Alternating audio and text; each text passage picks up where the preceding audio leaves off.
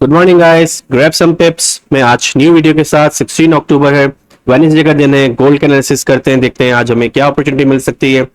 नई अपॉर्चुनिटी की तरफ जाने से पहले कल के एनालिसिस को चेक करते हैं। कल हमने जो एनालिसिस किया था उसमें हमें ट्रेड मिली थी या नहीं मिली थी। तो कल जो एनालिसिस था हमारा वो ये था कि प्राइस जो है हमें कुछ इस एरिया में आके मिले तो हम जो है एक अच्छी बाय अपॉर्चुनिटी हमें मिल सकती है।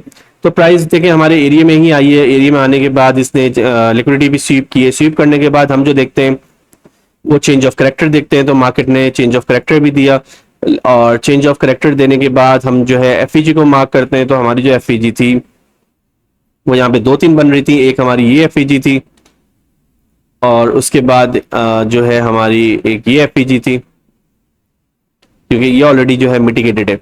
तो अगर देखा जाए तो कल के दिन जो है हमें एक अच्छा सेटअप नहीं मिला, क्योंकि हमारा सेटअप जो था, मैंने आपसे कहा है कि सेटअप्स क्लियर होना चाहिए। क्योंकि अब मैंने इसमें ट्रेड नहीं की, वो इसलिए नहीं की क्योंकि ये इसने लो क्रिएट किया था। जो मेरा जो प्लान था वो ये था कि प्राइस या तो ये जो ऑलरेडी मिटिगेटेड एफईजी इस जगह पे आए तो मैं ट्रेड को एग्जीक्यूट कर लूंगा, या फिर इस जगह पे आए तो एग्जीक्यूट करूंगा।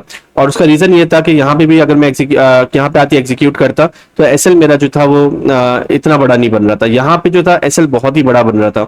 मैं इसको मार्क करता हूँ तो एसएल यहाँ पे बहुत बड़ा बन रहा था। 1:2 जो है प्राइस ने फिर भी दिया, लेकिन मैंने स्ट्रेट को एग्जीक्यूट नहीं किया। वजह ये भी थी कि जीपीबी यूएसडी में और यूरो यूएसडी में हमें बहुत ही क्लियर सेटअप मिला था। ऑलरेडी मेरा जो वहां पे 1:2 बुक हो चुका था, तो मैं ऑलरेडी जो प्रॉफिट में था 1:4 आर के प्रॉफिट में चल रहा था।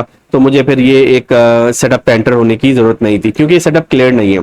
सेटअप बना वहीं से प्राइस रिवर्स हुई है। हमें चेंज ऑफ करेक्टर भी दिया है, हमें एफईजी भी दी है, यहाँ पे भी एफईजी दी है, लेकिन यहाँ पे जो एफईजी उसका एसएल बहुत बड़ा बन रहा था, तो मैं इस ट्रेड में एंटर नहीं हुआ।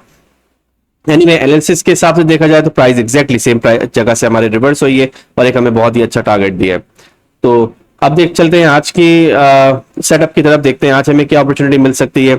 डे ओपन जो है वो यहाँ से हुआ है। डे ओपन होने के बाद प्राइस जो थी वो अपना लोअर लो ब्रेक कर रही थी। लोअर लो ब्रेक करने के बाद ये अपने एक हाई पे जा रही है। ओपन होने के बाद अपने लोअर लो ब्रेक कर रही थी, अब ये हाई पे जा रही। तो मैंने ये एरिया मार्क करके रखा हुआ है। इस एरिया में अगर प्राइस आती है, आने के बाद हमें कोई एक अच्छा सेटअप देती है तो हम उसको ट्रेड कर सकते हैं।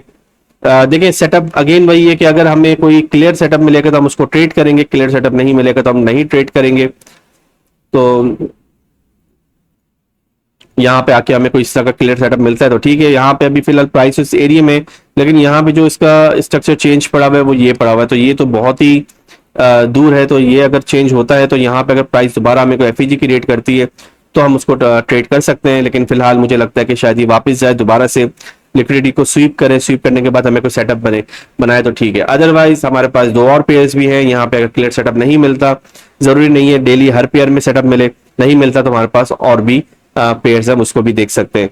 तो आप वेट करिएगा प्राइस के इस एरिया में आने का। ऑलरेडी प्राइस यहाँ पर, यहाँ पे क्लियर सेटअप बनने का वेट करेगा। क्लियर सेटअप जब बन जाए तो बनने के बाद फिर आप इसको एग्जीक्यूट कर सकते हैं। याद रखिएगा, जिस स्ट्रेटेजी भी आप काम करते हैं, जिस फॉर्मेट पे भी आप काम करते हैं, चाहे वो मूविंग एवरेज हो, चाहे डाइवर्जेंस हो, इस एरिया में जो है उसकी इफेक्टिवनेस जो है वो बहुत बढ़ जाती है। तो आपको यहाँ से एक बहुत अच्छा रिस्क टू रिवॉर्ड मिल सकता है। अगेन हम जो है 1:2 पे ही काम करते हैं, हमें 1:2 मिलेगा, मार्केट से आउट हो जाएंगे।